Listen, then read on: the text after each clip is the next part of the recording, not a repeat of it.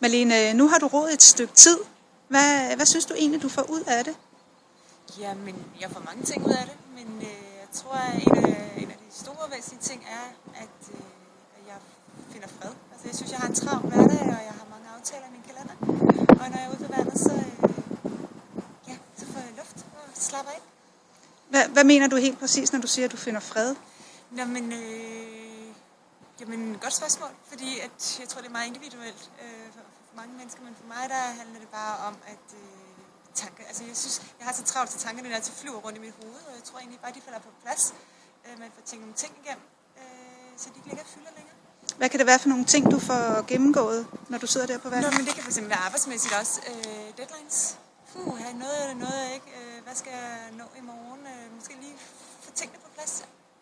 Sådan så, at når jeg starter dagen efter, så er der ligesom lidt mere på. Du sagde, at du har en travl hverdag.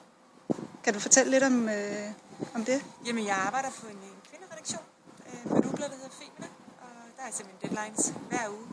Og jeg har minimum 4-5 sider, hvor jeg både skal finde cases, og jeg skal finde produkter, der skal tages billeder, jeg skal have aftaler, og nogle gange så kan det også være 10 sider, sådan, så det er ligesom lige at få sat det i system, og deadlines på en eller anden måde er tilfredsstillende. Så du har simpelthen fundet ud af, at du har brug for at have et frirum? Ja, det er faktisk det, jeg har fundet ud af. Ja. Og det finder jeg, for jeg har svært ved at finde det derhjemme, og jeg har svært ved at finde det, når jeg skal være på. Så det er på vandet simpelthen. Der er jeg tvunget til det, kan man nærmest sige. Og er der nogle ting, du har måttet nedprioritere i forhold til, at du så er begyndt at ro? Nej, det er det faktisk ikke. Jeg har bare taget mig tid til det. Jeg synes ikke, at jeg mangler tid andre steder. De var jo så bare gået foran computeren, eller hvad ved jeg.